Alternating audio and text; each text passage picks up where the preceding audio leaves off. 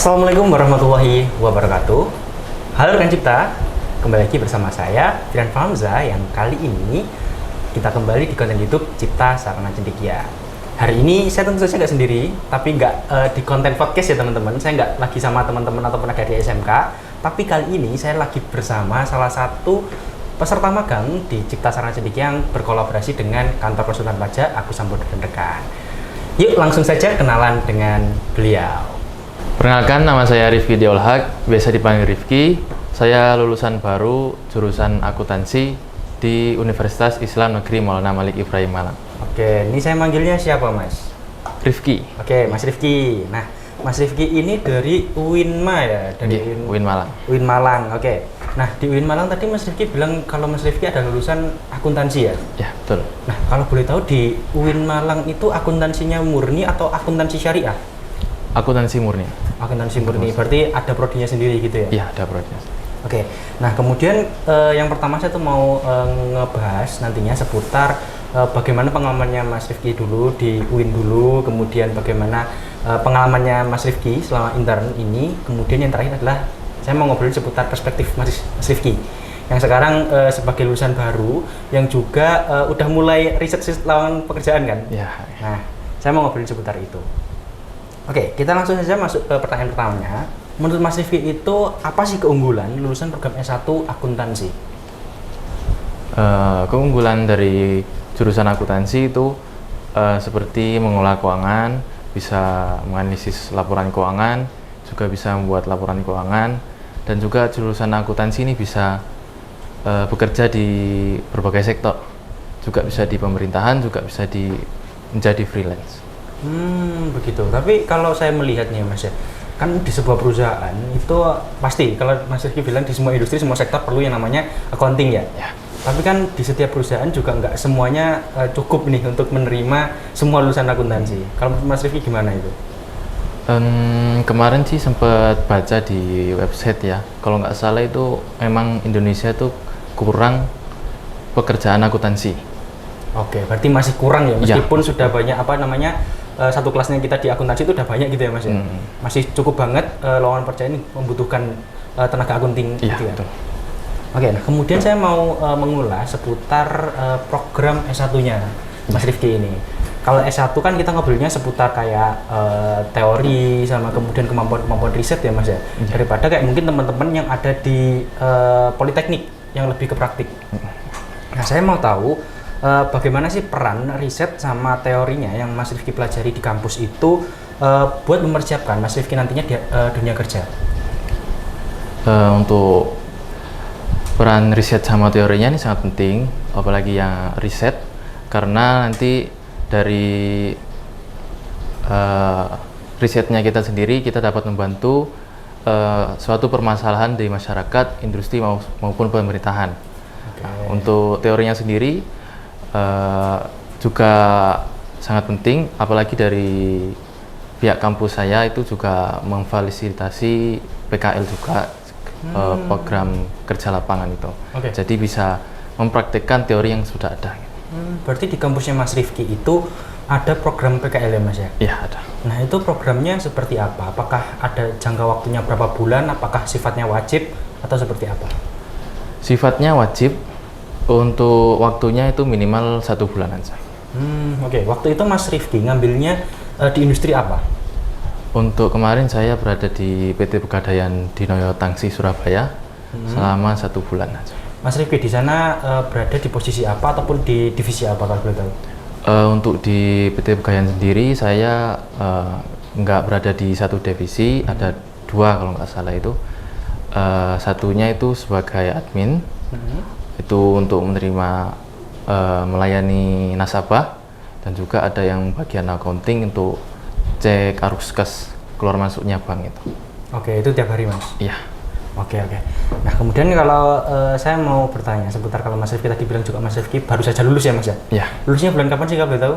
Untuk wisudanya tahun kemarin bulan Oktober. Oh, bulan Oktober. Berarti sekarang masih bulan Januari, masih 2 bulan ya Mas ya?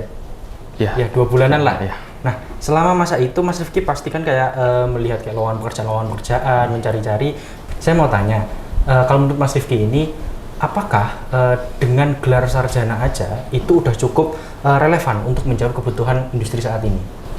Sebenarnya bisa aja dibilang cukup kalau pada saat masa di kampus kita aktif mengikuti organisasi atau beberapa magang dan juga pelatihan. Oh, oke. Jadi di sana Mas Rifki tetap menekankan bahwasanya kalau mungkin pembelajaran di kelas aja nggak cukup ya Mas ya sebenarnya. Iya, betul. Perlu yang namanya pembelajaran di luar kelas, mungkin melalui organisasi, melalui magang ataupun pelatihan-pelatihan di luar kampus tadi ya Mas ya. Iya. Oke. Kalau Mas Rifki bilang seputar pengalaman di luar kampus, salah satunya kan melalui magang ini ya Mas ya. Nah, Mas Rifki ini masuk ke kantor konsultan pajak Agus Sampo dan Rekan ini mulai kapan? Baru Januari tanggal 6 ini. Oke, berarti masih fresh ini ya saya ajak di sini. Ya. Kalau boleh tahu tuh, gimana sih prosesnya Mas Rifki kemudian bisa tahu untuk magang di kantor konsultan pajak Agus Sampo dan Rekan? Sebenarnya dulu itu dapat info dari teman saya, teman satu kos. Ya, dia sudah private sebenarnya, cuman bukan di sini. Terus katanya ada tempat private kalau mau bagus di Tlogomas ini. Jadi saya mencari info di Google, dapat kontaknya. Akhirnya saya tanya-tanya lewat WhatsApp. Akhirnya bulan Desember kemarin saya langsung datang ke sini mau tanya langsung. Akhirnya memutuskan untuk gabung di bulan Januari ini. Oke, di sana berarti saat ditawarkan sebuah private itu tadi, berarti Mas Rifki juga ditawarkan buat magang sekalian ya Mas ya? Iya. Berarti di sana Mas Rifki baru muncul juga kalau mau magang sekalian? Ya, ada magangnya jadi baguslah sekalian private sekalian magang juga. Oh, oke. Berarti Mas Rifki ini awalnya sebenarnya nggak ada minat juga buat magang lagi, tapi saat kemudian Mas Rifki mencari sebuah kayak pelatihan private tadi itu, kemudian Mas Rifki ketemu sama Cipta Sarana Cendekia ini ya? Iya, betul. Sama kemudian baru ditawarkan berkaitan dengan magang tadi.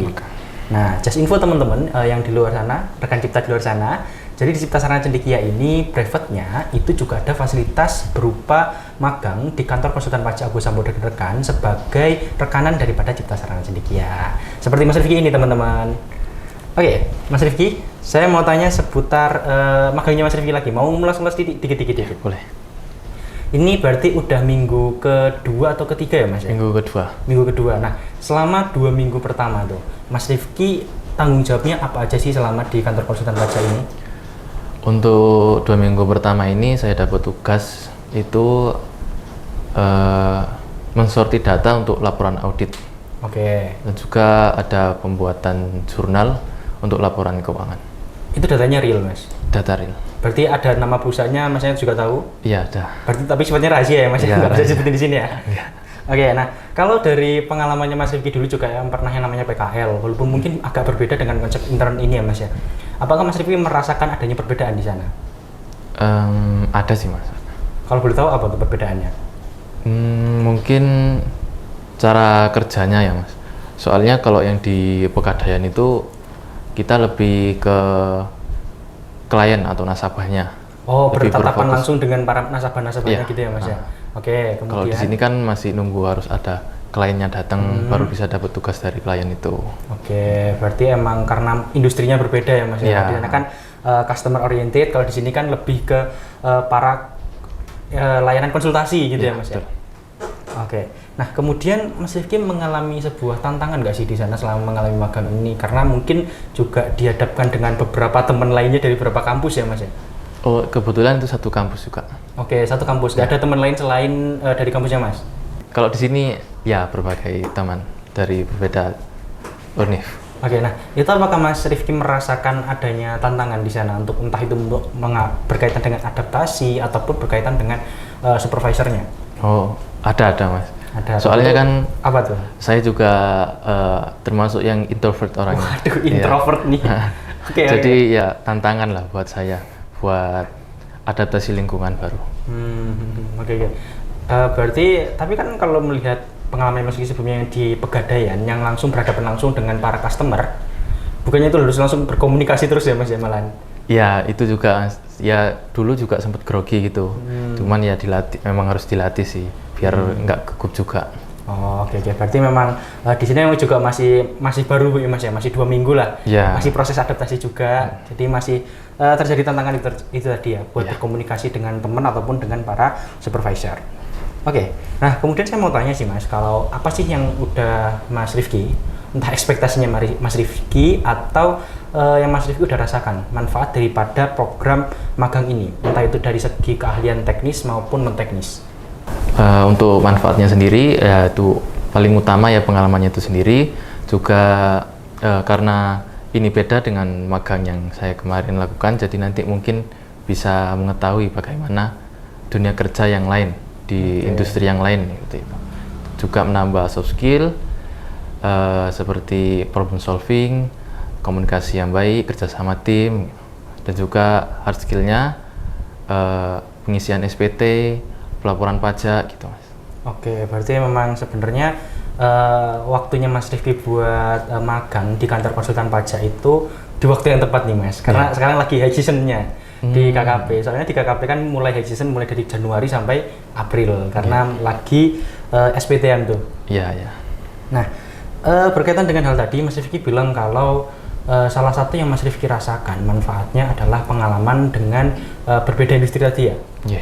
Kalau menurut Mas Rifki, apakah hal itu kemudian bisa meningkatkan value-nya Mas Rifki?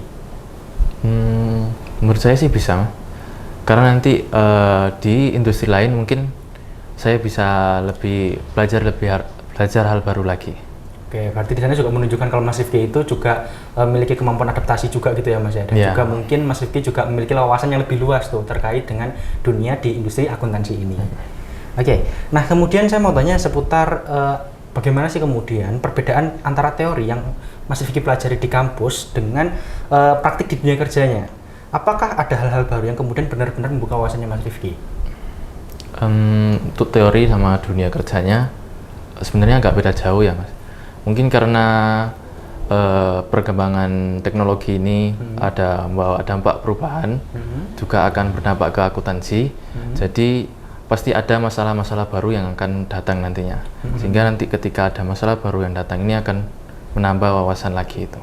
Oke, berarti intinya tetap upgrade dan update itu ya Mas ya? Iya. Terlepas kalaupun kita sudah punya S1, kita tetap perlu yang namanya update ya Mas ya? Iya.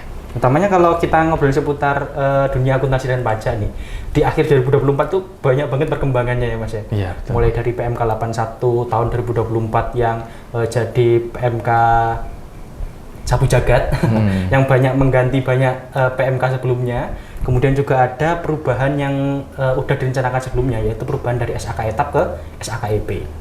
Oke, ini saya mau tanya seputar, pertanyaan terakhir guys, seputar kita ngobrolin seputar di magang dulu nih. Iya. Saya mau tanya, apakah ada momen tertentu yang kemudian menjadi pembelajaran penting Mas Rifki selama berada di KKP Agus Sambodi dan rekan ini?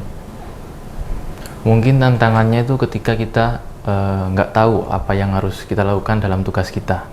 Jadi ketika kita tak tahu, kita harus bertanya. Biasanya kan ada yang takut bertanya karena atasannya kelihatan sibuk gitu ya atau galak gitu. Nah itu seharusnya kita langsung bertanya. Jadi ketika tidak tahu kita bertanya sehingga nanti nggak akan terjadi bekerja 2 kali di akhirnya nanti gitu. Jadi kita bisa mengefektifkan ya sekali pekerjaan kita itu mungkin dengan perlu bimbingan ataupun support sebentar saja ya Mas. Nggak perlu yang sampai bekerja 2 kali buat memberikan hasil yang sebelumnya mungkin salah kayak gitu ya. Iya. Oke Mas Rifki, itu kan seputar pengalaman Mas Rifki ya, seputar di intern selama di KKP Agus Sambodi dan rekan. Nah di sini saya mau ngobrolin seputar perspektif lulusan saat ini terhadap pasar kerja yang ada. Oke. Nah, saya mau tahu bagaimana menurut Mas Rifki melihat kondisi pasar saat ini untuk lulusan S1 akuntansi. Untuk melihat kondisi pasar saat ini, menurut Ikatan Mahasiswa Akuntansi Gadjah Mada, di berita newsnya itu pada tanggal 2 Agustus 2024. Oh, masih baru banget berarti ya Mas ya? Iya, baru banget. Itu mengatakan bahwa Indonesia masih kekurangan tenaga akuntansi. Hal ini juga didukung sama Profesor Dr. Andes Antonius Heru Setia.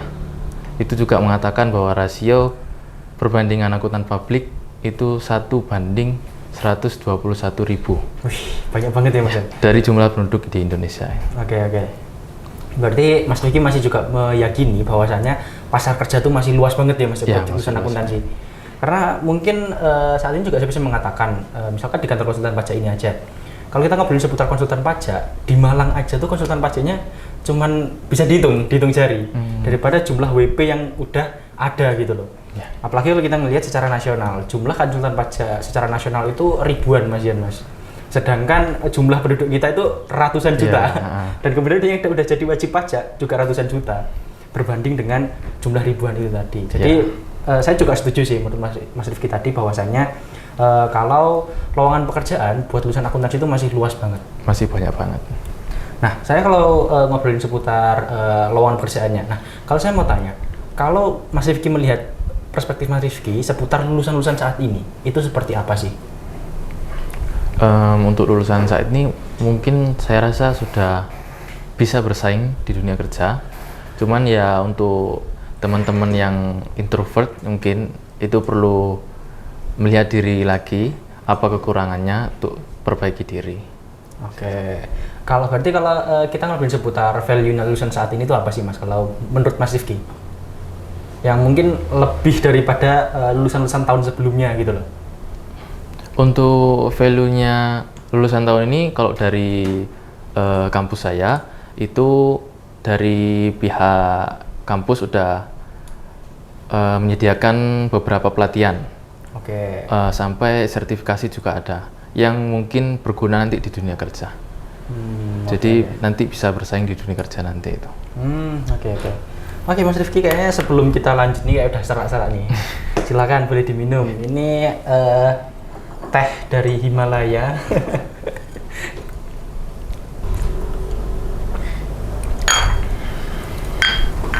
Gimana Mas rasanya? Udah seger? Sudah seger. Oke, kita kembali ke topik tadi seputar perspektif tadi ya. Tadi Mas Rifki juga bilang bahwasanya mungkin di keputusan Mas Rifki itu masih sangat mendukung banget bahwasanya lulusan saat ini tuh bisa meningkatkan value-nya dengan mungkin mengikuti sertifikasi yang ada. Ya, betul. Tapi apakah Mas Rifki kemudian melihat dengan perkembangan saat ini, misalkan kayak adanya robotic process automation ataupun adanya kayak AI gitu, menurut Mas Rifki bagaimana menanggapinya? Menurut saya sih bisa dimanfaatkan, cuman nanti juga nggak akan menggeser posisi akuntansinya itu sendiri. Soalnya sempat baca juga kemarin menurut Ibu Yuningsih, itu dosen juga meneliti di Faculty of Business and Law di Curtin University Australia. Beliau mengatakan bahwa AI memang dapat ditugaskan untuk mengoptimalkan data dan juga sudah digunakan di berbagai perusahaan besar untuk seperti membuat laporan keuangan dan juga pelaporan pajak atau konsultasi pajak gitu. Cuman untuk AI sendiri ini masih belum bisa untuk mengambil keputusan yang etis seperti manusia. Oke, berarti menurut Mas Rifki itu kita masih bisa banget ya berhadapan dengan AI, kemudian dengan RPA itu tadi. Jadi sebenarnya nggak masalah ya Mas ya, walaupun ada AI ataupun ada RPA, itu nggak akan menggantikan pekerjaan kita. Justru itu akan meningkatkan optimalisasi daripada pekerjaan kita. Betul. Karena kita lebih berada pada pekerjaan ini sifatnya signifikan daripada sekedar melakukan pekerjaan sifatnya harian ataupun teratur gitu ya. Jadi kita bisa fokus ke regulasi ataupun lebih ke pemberian keputusan-keputusan yang etis kayak itu tadi. Oke, kalau seputar ini Mas, apakah teman-teman Mas Rifki sekarang itu sudah mulai banyak yang kemudian terserap di dunia industri? Menurut kalau info yang saya dapat sih sebagian besar sudah masuk bekerja. Oke, nah kalau menurutnya Mas Rifki, apa sih perbedaan utama daripada lulusan yang berhasil mendapatkan pekerjaan itu tadi dengan yang mungkin sekarang masih berjuang untuk mencari peluang? Perbedaannya mungkin selain keberuntungan ya Mas. Oke, pasti ada faktor luck lah di sana. Ya. Mungkin kalau yang sudah bekerja itu sudah mempersiapkan diri dari sebelum lulus. Jadi mungkin ada persiapan seperti mengikuti pelatihan yang lebih banyak lagi, mengikuti sertifikat lagi, mencari banyak sertifikat dan juga magang-magang di luar programnya kampus seperti itu. Oke, berarti memperkaya pengalaman ya Mas, membawa portofolio lah buat diri ini. Iya. Oke, nah kalau ngobrolin seputar pasar kerja tadi, di mana salah satunya adalah input dari mahasiswanya itu sendiri. Kalau saya mau tanya seputar apa sih keterampilan ataupun kompetensi utama yang harus dimiliki lulusan S1 akuntansi sekarang ini untuk menghadapi pasar kerja biar tetap relevan, apa sih Mas kalau boleh tahu? Untuk mengetahuinya sih bisa mengikuti beberapa pelatihan pajak, workshop mungkin bisa, dan juga ya paling bagus sih ikut brevet ini. Oke, berarti emang salah satu buat menambah wawasan dan juga skill kita adalah dengan cara mengikuti brevet. Contohnya di Cipta Sarana Cendekia ini ya Mas ya? Iya, betul. Jadi Mas Rifki ini juga salah satu alasan mengikuti brevet juga mau meningkatkan value diri dan menambah wawasan di seputar perpajakan. Nah, kalau saya mau tanya, seberapa besar sih peran sertifikasi tambahan itu dalam membangun daya saing lulusan di pasar kerja saat ini?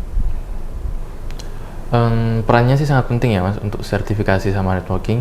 Untuk sertifikasi sendiri itu bisa menambah hard skill lah hitungannya seperti itu. Hard skill kita ya. Iya. Jadi kita punya kemampuan tambahan lah di luar bidang akuntansi itu sendiri. Jadi ada keahlian tambahan.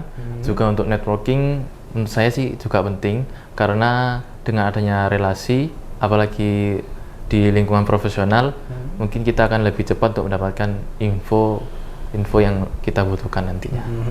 Ya mungkin terlepas daripada info-info loker ya Mas ya, Yeah. ada info-info yang seputar perkembangan update perpajakan. Yeah, nah mungkin nggak akan kita bisa dapatkan di orang-orang yang umum aja.